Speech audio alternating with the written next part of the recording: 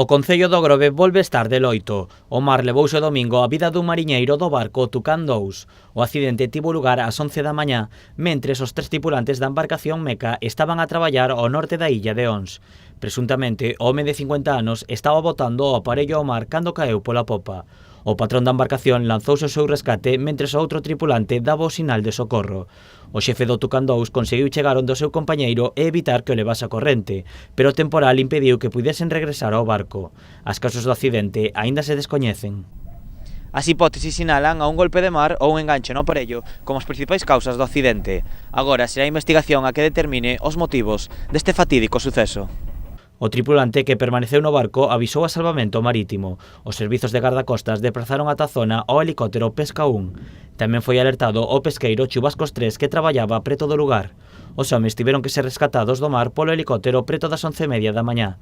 O vehículo desprazou os 2 mariñeiros ata o Hospital Álvaro Conqueiro, pero nada se puido facer por salvar a vida de Luís Vidal. O patrón do barco, Santiago Domínguez, permanece ingresado por hipotermia, pero atópase estable e fora de perigo. Dende o Concello e a Confraría trasladaron o seu pesar polo tráxico suceso. O goberno local decretou 2 días de loito con bandeiras a media asta. Os mariñeiros que hoxe tiveron que sair a traballar mostraron a súa dor polo acontecido. Advertían que o tempo do domingo era malo, pero que son moitos os días ao ano que saen nesas condicións. Tamén aseguraron que tanto o patrón como o falecido eran mariñeiros con moita experiencia. A investigación e a autopsia determinarán nos vindeiros días o motivo do falecemento. O falecido foi trasladado hoxe ao Concello do Grove e o enterro terá lugar mañá.